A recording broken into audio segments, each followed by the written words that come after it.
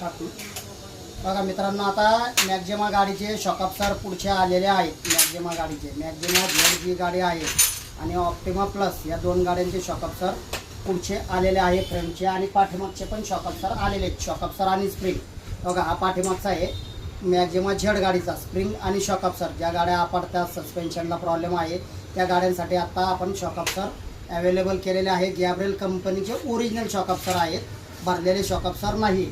आणि जी कॉम्पॅक्ट गाडी जी आहे, कॉम्पॅक्ट गाडीचा पुढचा शॉकअप्सर जो फ्रंटचा शॉकअप्सर आहे, हा फ्रंटचा शॉकअप्सर आहे. याची हाईट वाढवलेली आहे. या शॉकअप्सरची पूर्णपणे जाडी आणि लांबी या दोन्ही गोष्टी वाढवलेल्या आहेत या शॉकअप्सरच्या. तर हा कॉम्पॅक्ट गाडीचा शॉकअप्सर आहे.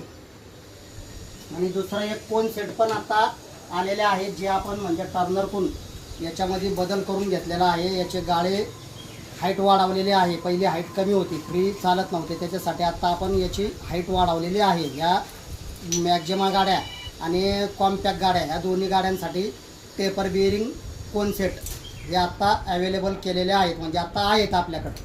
आणि हे जे आहेत बघा, इथं मटेरियल आहे बघा मित्रांनो. इथं स्प्रिंगा या मॅक्झिमा गाडीच्या पुढच्या स्प्रिंगा सेट आलेला आहे. हे कॉम्पॅक्ट गाडीचे प्लसचे शॉकअप्सर आलेले आहेत पाठीमागचे. आणि मॅक्झिमा झेडच्या बघा या स्प्रिंगा याच्यामध्ये अवेलेबल आत्ता आहेत. तर ज्यांना कोणाला शॉकअप्सर, कोन सेट, टेपर बिअरिंग आणि मॅक्झिमा गाडीचे शॉकअप्सर पूर्ण सेट आणि कॉम्पॅक्ट गाडीचा पूर्ण सेट आणि टेपर बिअरिंग कोणाला पाहिजेला असेल तर आत्ता सुनील ऑटोवर्क्स कर्वेनगर या ठिकाणी आत्ता अवेलेबल आहे.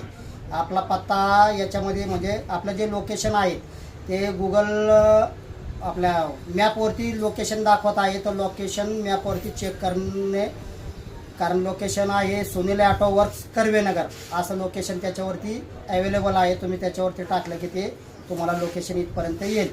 आणि जे काय आहे कॉन्टॅक्ट नंबर वगैरे आत्ता आपण तुम्हाला देणार आहे, त्याच्यामध्ये कॉन्टॅक्ट नंबर पण आहे. कोणाला काय वाटलं तर कॉल करून येणे. फक्त वेळ लागेल, कारण माझ्याकडे कसं आहे मुलं कमी आहेत, आम्ही दोघंच जण आहेत, त्याच्यामुळं वेळ काढून फक्त येणे. कारण काय होतं, काही लोक येतात की बाबा आम्हाला झटकेपट काम झालं पाहिजे, गडबडीत काम होणार नाही. आणि सर्व कामं वायरिंग, इलेक्ट्रिकल किंवा इंजिनचे वगैरे बाकी सगळे कामं आपल्याकडं संपूर्ण सर्व्हिस सेंटरच्या हिशोबाने सगळे कामं आपल्याकडं होतात. फक्त गडबड कोणी करू नये, फक्त तेवढी फक्त काळजी घेणे. ओके.